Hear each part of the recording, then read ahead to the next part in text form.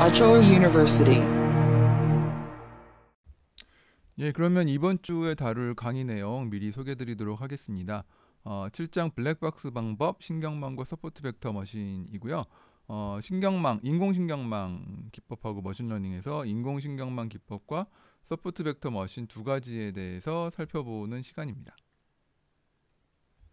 그래서 이걸 블랙박스 방법으로 분류를 했는데, 이제 블랙박스 방법으로 불리는 이유는 이제 입출력을 연결하는 과정이 있을 텐데, 그 과정이 굉장히 단순한 기법들도 있었고요. 근데 인공신경망과 서포트 벡터 머신은 그 과정들이 좀 복잡하기 때문에 이해하기 어렵다고 해서 이제 블랙박스처럼 가려져 있다고 해서 그렇게 불리고요.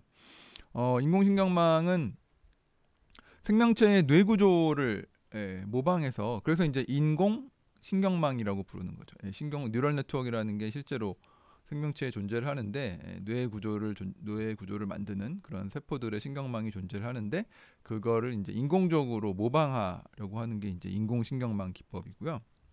또 다른 서포트 벡터 머신이라는 이 방식은 다차원 공간의 여러 점들을 데이터들을 이제 표현하고요. 그 표현하는 것들은 이제 입력값에 근거해서, 그러니까 특징이라고 불리는 그 입력값에 근거해서 이제 위치를 차지를 할 거고, 그럼 거기서 종속병수로 이제 뭐 예를 들어서 집단으로 구분되는, 이게 빨간색 공 집단이다, 그리고 파란색 공 집단이다, 이렇게 구분이 돼 있으면 그 집단 구분을 명확히 해주는 경계를 찾아내는 거죠. 이 경계를 하이퍼플레인이라고, 초평면이라고 부르고요. 그래서 요 두 가지 두 가지 기법을 다룰 거고, 이게 굉장히 중간 단계는 복잡해 보이는데, 근데 실제로 적용하는 건 뭐 그렇게 어렵지 않기 때문에 함께 이제 배워보도록 하겠습니다. 신경망의 경우에는 그 생물학적의 뇌를 모방한다 그랬고요. 그러니까 뇌가 감각 신호를 받아들이고 그거에 반응하는 과정을 이제 모방을 하는 거기 때문에, 거기서 이제 실제 그 생명체들은 뉴런이라는 세포 네트워크, 세포들이 연결되어 있는 그런 형태의 네트워크를 활용을 하는데, 인공신경망은 그것처럼 유사한 인공 뉴런 네트워크를 만들어내는 거죠. 그래서 실제로 인간의 뇌가 한 850억 뉴런 정도 된다고 하는데, 이제 하등동물로 내려갈수록 이제 그거 많이 줄어들게 되고요.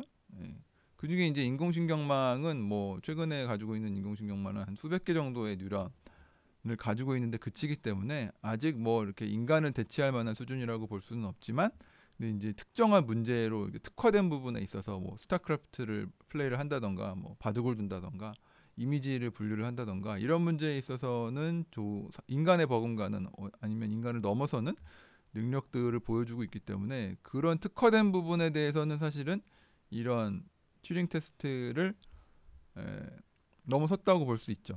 사람인지 기계인지 구분을 못하는 단계를 이제 튜링 테스트를 넘어선 단계라고 보는데, 실제로 이제 그런 사례들이 많이 등장을 하고 있죠.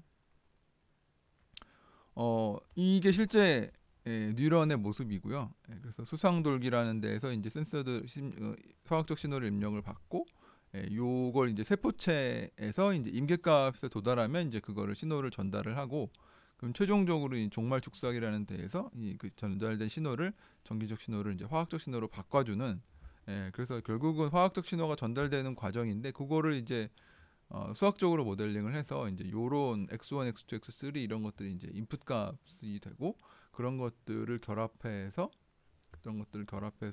활성화 함수를 통해서 이제 요거를 내보낼 거냐 말 거냐를 판단을 하고, 최종적으로 내보내는 아웃풋의 값을 갖는, 요런 식의 이제 인공적인 신경망을 구성을 하는 방법입니다. 그리고 또 한 가지 서포트 벡터 머신은 아까 말씀드린 것처럼 이제 다차원 공간에 이제 입력값으로 이 점들을 위치를 시키고요. 이 점들을 다 위치를 시키고, 여기서 뭐 경계를 만들어 나가는 거죠. 그래서 경계를 만드는 효과적인, 그러니까 가장 효율적인 평면을 찾아내는 건데, 그거를 이제 우리가 초평면이라고 부르고요. 그래서 파란색 집단과 뭐 빨간색 집단으로 나누는 그런 효율적인 평면을 찾아내는 기법을 말하고, 이 방법도 역시 분류 문제와 수치 예측 문제 두 가지 다 적용 가능합니다. 인공신경망도 그렇고요. 이전에 배웠던 방법들은 분류 아니면 수치 예측으로 구분됐었는데, 인공신경망이나 서포트 벡터 머신은 양쪽에 이제 다 적용 가능한 특징이 있습니다. 좀 더 서포트 벡터 머신을 설명을 드리면 이런 경우죠. 이런 경우 분류 문제에 이제 서포트 벡터 머신이 적용된 경우인데 이쪽에는 네모난 점들이 있고 이쪽에는 동그라미 점들이 있다 그러면 결국은 이 두 집단을 구분하는 선은 이 중간 어딘가에 그어져야 될 텐데 그러면 어떻게 선을 긋는 게 제일 좋냐? 그 어떻게 선을 긋냐를 제일 좋냐를 발견할 때 그거의 기준을 이제 맥시멈 마진이라고 해서 이 경계에 가장 가까이 있는 점들을 추려가지고 지금 요 세 개의 점이죠. 그 세 개의 점들한테서 얼마만큼 멀리 떨어져 있냐, 그거를 이 마진이라고 부르고 그걸 최대화시키는 선을 찾는 거죠. 그래서 요거를 초평면이라고 부르고요. 요거를 이제 서포트 벡터 머신을 통해서 찾아내는 기법이 이제 서포트 벡터 머신이라고 되고 요 서포트 벡터 머신을 써서 분류 문제에 이렇게 활용이 될 수도 있고 수치 예측 문제에 활용이 될 수도 있습니다. 자세한 내용은 이제 수업 시간에 본격적으로 다뤄보도록 하겠습니다. 감사합니다.